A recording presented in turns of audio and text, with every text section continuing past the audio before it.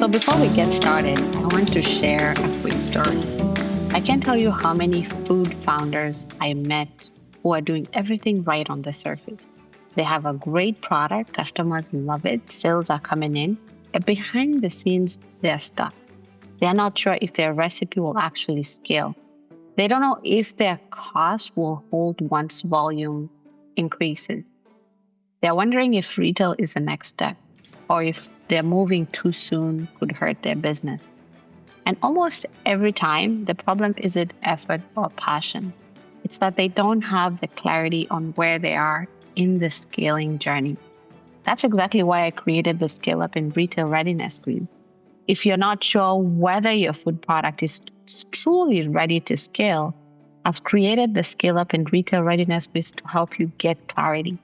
In just 3 minutes, you'll see where you stand and what to focus on next to grow your food business the right way. You can take the quiz through the link in the show notes. So let's dive into the episode today. So you have a goal this year to scale your Better For You food product. Exactly what you plan to do. But some of you're in that place in your business where if you're selling direct to consumer, you want to sell more, you want your product to get out more, or you want your product to be listed in a specific store, whether it's Whole Foods or Walmart, Sobeys, Target, whichever the retail store is, you have an idea of growth and exactly what you want to see in your business and the growth you want to experience and witness in your business. That's why I want to invite you to indulge me in this episode and to just hone in and stay laser focused on exactly, you know what, I want you to focus on the one thing that will get you closer to your goal. Not two things, not three things. You could be doing 2, 3. Don't get me wrong. You may have 10 things that you want to work on this year, 6 to 10, and you can achieve all of them. But today, I just want to have you focus on one thing and determine what the one thing is for you to achieve your goal or to get closer to your goal, which if you're the food founder that I'm speaking to, you already have a product. Customers have already told you that they love your product. And you get requests here and there of where can they buy your product. So now you're in the process of getting your product in retail store. Yes, you're doing direct to consumer,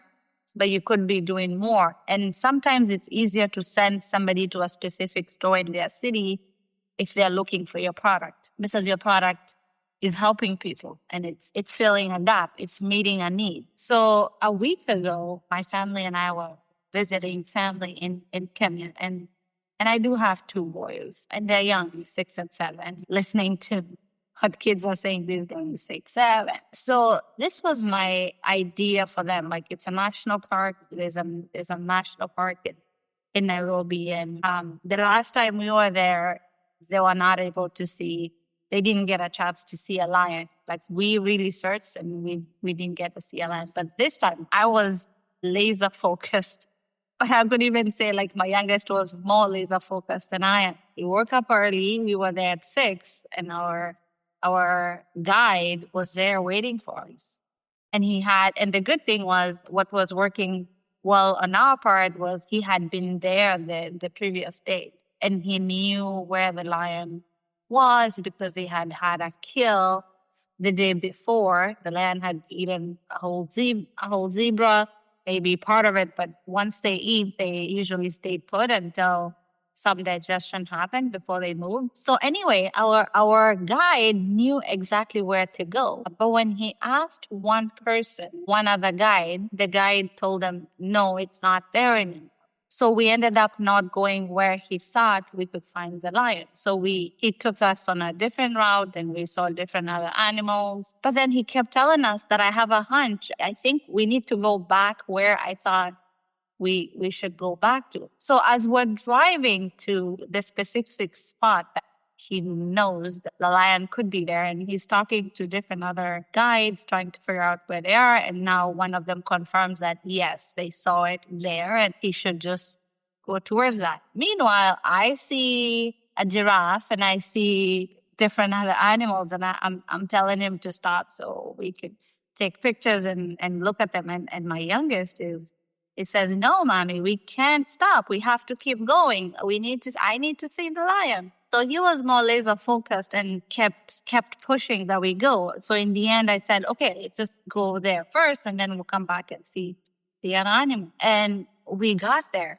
And when we got just the specific spot that the guide was telling us about, the lion was there. It was hiding. We couldn't really see it so clearly because it was laying down and the grass, savanna looking grass. You could see that there was a lion, but you couldn't really see its face, and you could have like a profile of the lion. But eventually some other group came, and they're not supposed to do that, but they did, and it just disturbed the lion. And where we were seated, we could see it perfectly. And my little one was ecstatic because he finally saw the lion that he was pushing us to go see. So here's the thing. I don't know what's your lion. What are you laser focused on for this season? Yes, I know you want growth, but what's the one thing?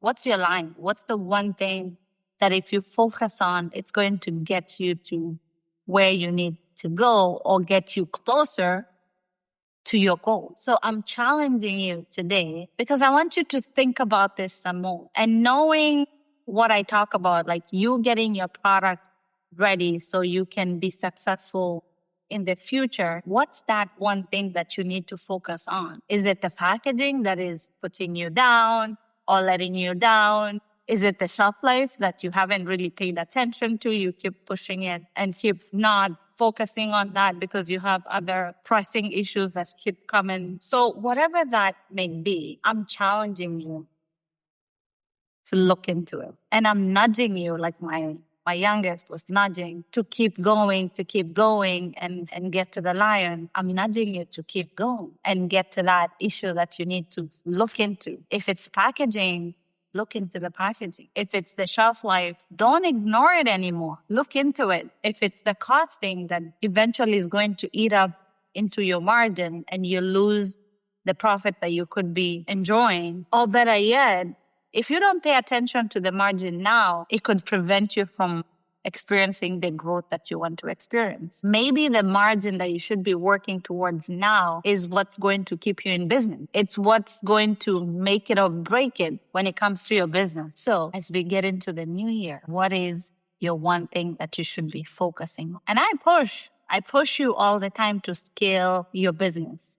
I want you to grow. That's my desire for you. And it's also my desire for your product because you have a better for you food product, a product that people need. You're solving a problem. And the other thing too is I want you to experience the freedom that comes from you selling your product and making a profit and getting to enjoy your hard-earned money, the profit that you can enjoy from the product that you've been working on and the product that you've birthed. What an exciting thing to have and what an exciting thing to do. Your product has been chosen. You have been chosen to bring out this product and to get people to enjoy it and to experience it. So what is your lion? What is the one thing that you need to focus on for you to be able to enjoy more of what you're doing and for you to experience the freedom that your product will give you, your product wants to give you? Because let's face it, your product, you have been tasked to carry that product, to birth that product, which